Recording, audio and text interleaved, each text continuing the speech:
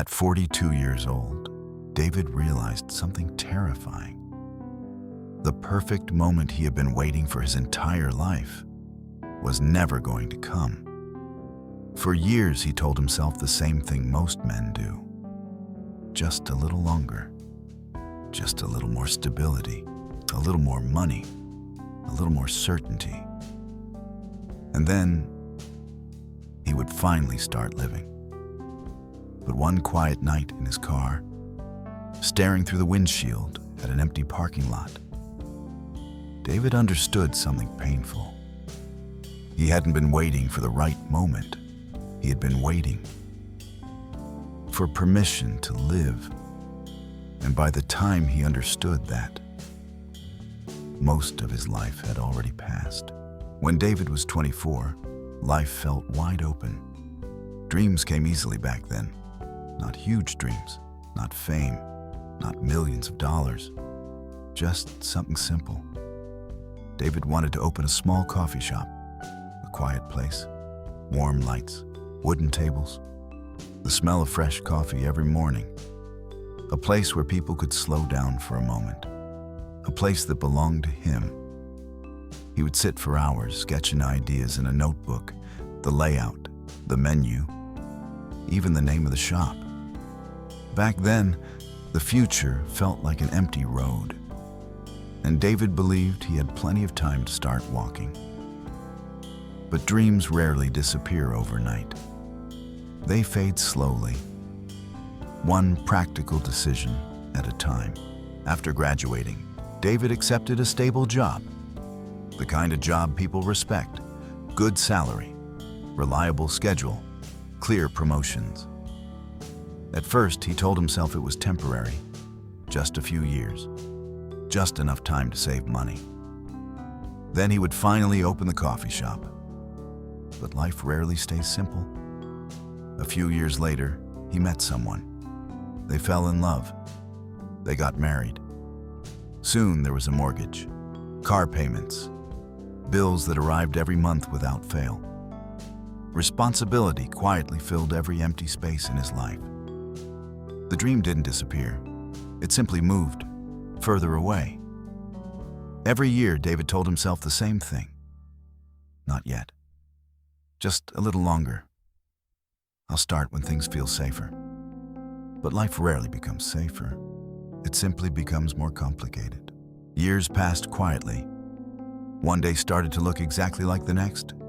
6:30 alarm, coffee, traffic, emails, meetings, more meetings, drive home, dinner, sleep, repeat. From the outside, David's life looked successful, stable, responsible, exactly the kind of life people are told to build. But stability has a hidden cost. The longer you stay in one place, the harder it becomes to imagine leaving. Comfort slowly replaces curiosity. Routine slowly replaces ambition. And before you notice it happening, the life you once planned to change becomes the life you simply continue. By the time David turned 40, something inside him had grown quiet, not broken, just quiet. And one afternoon, he realized something shocking. He had been saying the words, "Not yet," for more than 16 years. If you're over 40, you probably understand this feeling.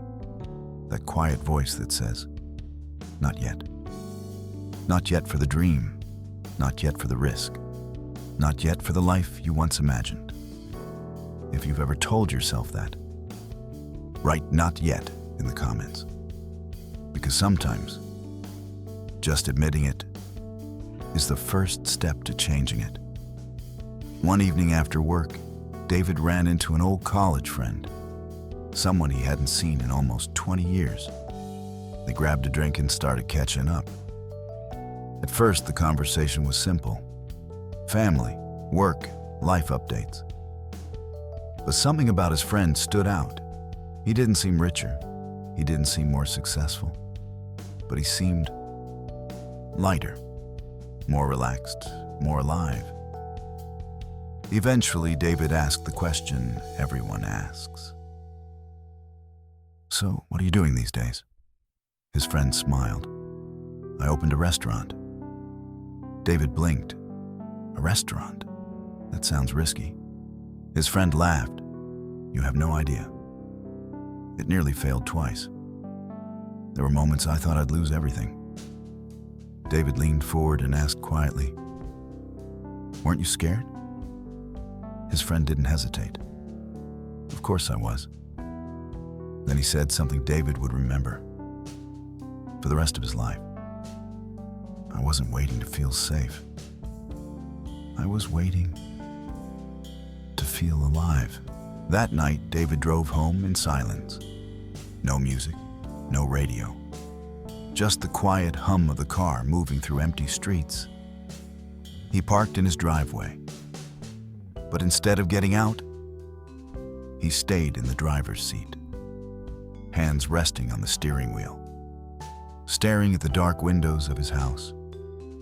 For the first time in many years, David asked himself a question he'd avoided for decades. What if I waited too long? And slowly, the answer began to appear. David hadn't been waiting for the right moment.